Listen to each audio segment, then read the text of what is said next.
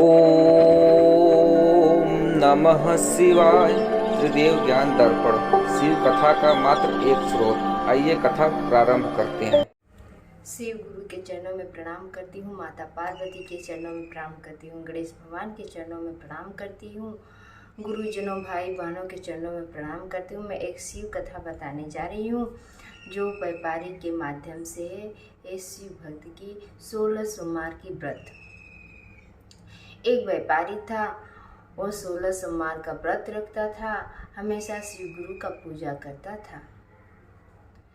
वो व्यापारी बहुत दूर दूर से उसका व्यापार चलता था, बहुत गांव गांव से उसका व्यापार चलता था। बहुत अच्छा, ईमानदार और नेक इंसान था। लेकिन उसके पास सब कुछ रहते हुए, धन दौलत सब कुछ था, लेकिन वो हमेशा दुखी रहता था। वो हमेशा दुखी हो रहता था व्यापारी, क्योंकि उसके पास वंश या पुत्र नहीं थे। यही कारण, लेकिन वो 16 सोमवार का भी व्रत हमेशा रखता था। 16 सोमवार का पूजा पाठ व्रत विधि पूर्वक वो किया करता था। एक दिन इसी तरह 16 सोमवार का व्रत और पूजा पाठ बहुत करता था, लेकिन उसका मन दुखी रहता था। लेकिन अपना काम जो व्यापारी का था, वो जो व्यापार करता था वो हमेशा ही करता रहता था, लेकिन दुखी हर हमेशा रहता था बेचारा। बस एक पुत्र के कारण, उसके कोई वंश नहीं था। सोचता था कि इतना मैं करता हूँ, इतना कमाता हूँ, ये कौन लेगा। इसी बारे में उसकी चिंता बहुत सताती थी। लेकिन भगवान की पूजा पाठ हर हमेशा, शिव गुरु का पूजा 16 सोमवार का व्रत ही हमेशा करता था। जो 16 सोमवार का व्रत करता है वो कभी शिव गुरु दुखी नहीं देखते हैं। एक दिन ऐसा ही हुआ उसके साथ। एक दिन 16 सोमवार का व्रत रखा था, पूजा पाठ किया था, जो इसमें शिव गुरु का भोग लगाया था, दिन में एक बार ही ग्रहण करता था।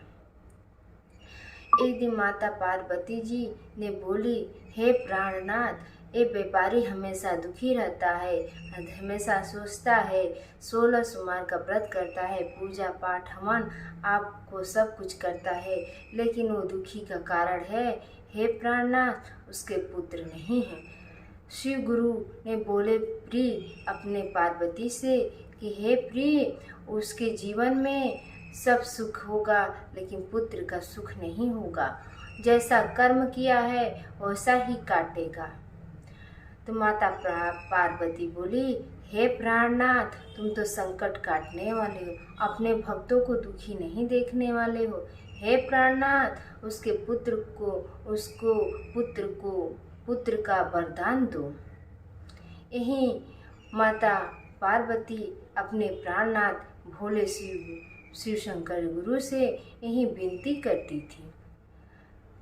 माता पार्वती के कहने पर शिव गुरु ने यही माँ का कहना मानकर व्यापारी के एक स्वप्न में, एक दिन रात को स्वप्न में कहें कि हे व्यापारी, हे भक्त, तुम्हारे पुत्र होगा,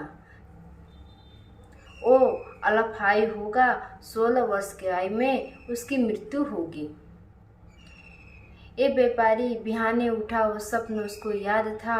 सोचने लगा कि भोले बाबा मुझे यही वरदान दिए हैं, लेकिन पुत्र का तो जरूर वरदान दिए हैं, लेकिन अल्पायु दिए हैं पुत्र का। इससे अच्छा नहीं होता तो ठीक है।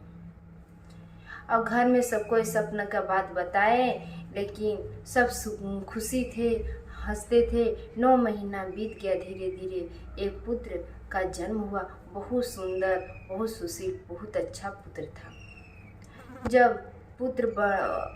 पुत्र जब हुआ, बहुत घर में बहुत खुशहाली थी, लेकिन वो व्यापारी के मुख पर उदासी छाई थी। उसको बस यही याद था कि 16 वर्ष की आयु में मेरा पुत्र मृत्यु को प्राप्त होगा। यही उसको खाती जाती थी बस, लेकिन किसी से वो कहता नहीं था। उसकी चिंता यही कारण थी कि भगवान भोलेनाथ मुझे एक पुत्र का भी वरदान दिए, लेकिन अल्पायु पुत्र का। यही वो सोचता था, ऐसे अच्छा पुत्र नहीं होता, खुशियाँ नहीं होती, यही होता कि मुझे नसीब में भगवान पुत्र नहीं लिखे हैं। यही सोचता था व्यापारी, अपना ही रोज का कर्म करता था, व्यापार दूर दूर से करता था, लेकिन शिव गुरु को 16 सोमवार का व्रत, सोमवारी व्रत, पूजा पाठ जरूर करता था। पूजा पाठ इसी तरह करते करते जब पुत्र पैदा हुआ, बहुत खुशी हुई कि मेरे घर में पुत्र पैदा हुआ। बहुत गांव घर, बहुत लोग, उसके घर के परिवार खुश थे, लेकिन व्यापारी कभी खुशी नहीं रहता था। इसी तरह जब पंडित जी पुत्र का नामकरण करने आए तो उनका नामकरण से कहे कि बहुत विद्वान, बहुत गुण, बहुत सुशील पुत्र है, इसका नाम मोहनदास चंद्र रखा। मोहनदास चंद्र जब 12 वर्ष की आयु में हुए, उनके शिक्षा दीक्षा प्राप्त होने के लिए उनके मामा काशी में रहते थे, वहीं ले जा रहे थे। शिक्षा दीक्षा प्राप्त कराने के लिए ले जा रहे थे। उनके मामा आए, उनके शिक्षा दीक्षा के लिए 12 वर्ष की आयु में ले जा रहे थे। रास्ते में जाते जाते फिर कुछ ब्राह्मणों का भोजन, हवन, पूजा पाठ मोहनदास चंद्र ने किया करते थे।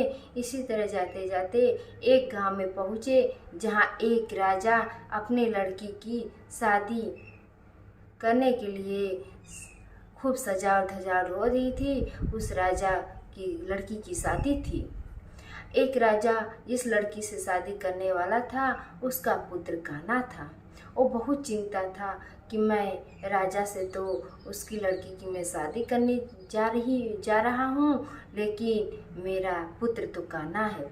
इसी तरह मोहनदास चंद्रदास और उनके मामा जा रहे थे। रास्ते में एक जगह बैठकर सुस्ताने लगे। देखे कि ये गांव में बहुत सजा धजा मंडप है, बहुत गांव सजा है, पूरा गांव सजा है।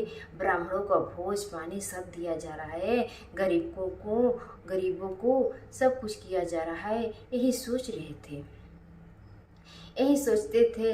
लेकिन उसी में उसको राजा का जो लड़का कान्हा था, उसके पिता को पता चला एक मोहनदास चंद्र, एक उनके मामा यहाँ आए हैं, वो ज्ञान शिक्षा दीक्षा के लिए बनारस जा रहे हैं, तभी काशी जा रहे हैं। तभी वो राजा आया और उनके मामा से विनती करने लगा कि एक दिन का तो बात है आज का, अपने मोहनदास चंद्र दास को हमें दे दीजिए, जितना धन दौलत हो उतना आपको गाज देंगे, मेरा मान सम्मान रह जाए, लड़की के पिता का मान सम्मान रह जाए।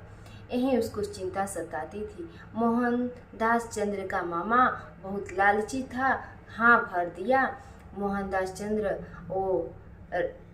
उस लड़की से, रानी से शादी करने के लिए तैयार हो गए। जब राजा ने वो लड़का का राजा अपना पुत्र बनाकर, मोहनदास चंद्र को अपना पुत्र बनाकर, वो राजा जिस लड़की की शादी थी वहाँ ले गए।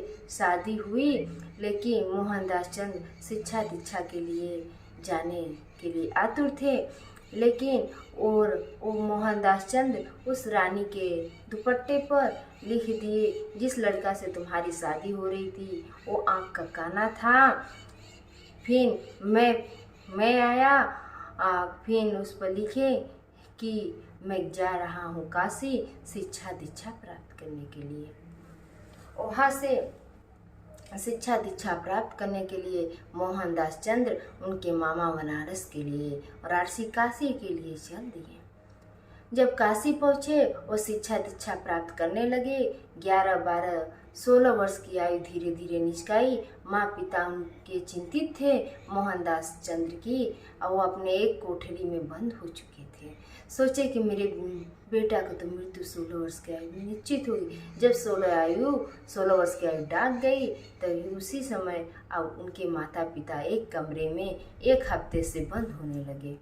उसी में रहते थे, न खाना न पानी, कुछ भी नहीं खाते थे।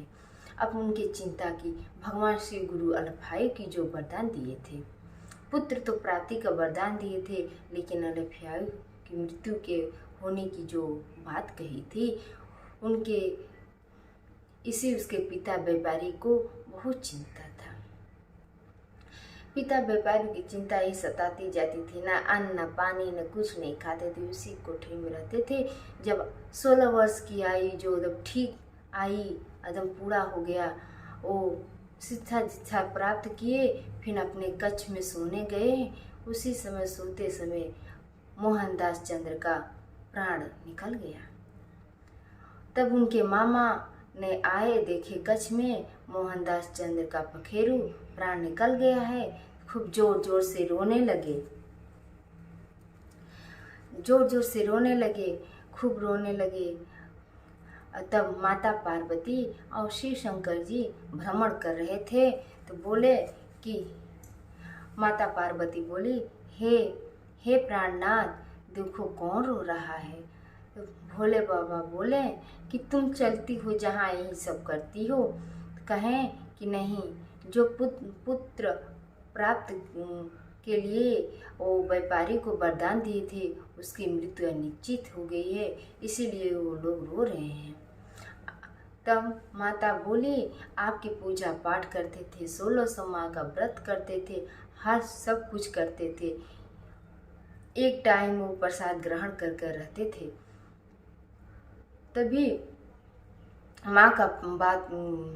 माँ का शिव गुरु बात माने और कहें ठीक है तो क्या करें प्री। तो कहें कि मैं यही कह रही हूँ, आपका वो पूजा पाठ 16 सोमवार का व्रत सब कुछ करते थे, लेकिन आपने क्या किया, उनके साथ पुत्र तो प्राप्ति कर दी, लेकिन फिर बाद में अलफ्याऊ से उसकी मृत्यु हो गई। ये वरदान आप दे दिए, उसके मृत्यु वापस ले लीजिए, हे प्राणनाथ, उसको जीवित तुरंत कर दीजिए। यही गुरु भोलेनाथ कहें ठीक है प्रिय। अपने ही मोहनदास चंद्र को परंतु जीवित किए और व्यापार परंतु जीवित कर दिए, फिर अपन चल दिए। उसके मामा जब जीवित हो गए मोहनदास चंद्र, उनके मामा बहुत खुशी हुए, वहाँ से शिक्षा दीक्षा प्राप्त कर ले। 16 वर्ष की आयु में घर वापस लौट आए। रास्ते में आते रहे, तभी एक जिस गांव में उसमें ठहरे थे, शादी हुई थी, उसी गांव में से निकल रहे थे, तभी वही राजा जो था, जिसकी लड़की की शादी उससे हुई थी, वो देख गए मोहनदास चंद्र को। उनको मामा को वापस अपने महल ले गए। राजमहल ले जाकर उनका सेवा सत्कार किए और सेवा सत्कार कर अपने बेटी को मोहनदास चंद्र के साथ लगा दिए और धन दौलत और सब कुछ देकर विदा कर दिए। विदा करके कुछ सैनिक लगा दिए कि रास्ते बहुत लंबी सफ़र है, जाने में क्या पड़ेगा क्या नहीं, सुरक्षा के लिए वो लगा दिए।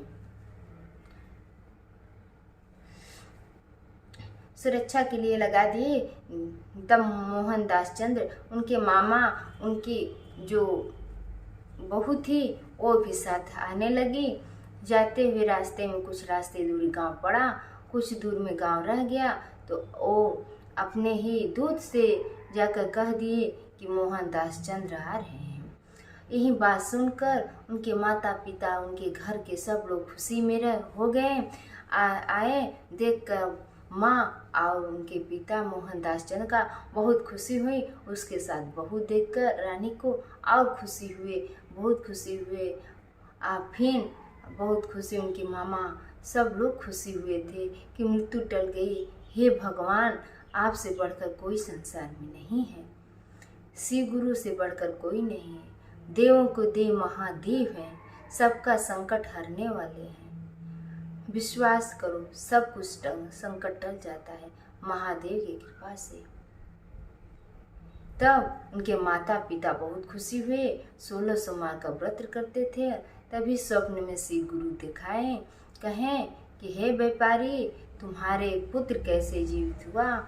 क्यों? मैं 16 सोमवार का तुम जो व्रत करते थे, इसीलिए तुम्हारे पुत्र फिर जीवित हुआ। हे गुरुजनों, भाईजनों, बहनों, 16 सोमवार का व्रत जो करता है, पूजा पाठ करता है, विश्वास करता है, उसको ही दुख जो रहता है सब भगवान भोलेनाथ काट लेते हैं उनको हरा भरा और संसार में सब कुछ कर देते हैं। 16 सोमवार का यही व्रत कथा है। सुनने और सुनाने वालों को दोनों को प्राप्त होता है। सुनने सुनाने के लिए दोनों को फल प्राप्त होता है। जो आधा पस छोड़ देता है, गुरुजनों का अपमान होता है, शिव गुरु का अपमान होता है। हे गुरुजनों, हे भक्तों, हे शिव गुरु का भक्त, ये पूरा सुने और आप लोग को अच्छी लगे लाइक, चैनल को सब्सक्राइब करना ना भूले। हर हर महादेव, जय शिव गुरु।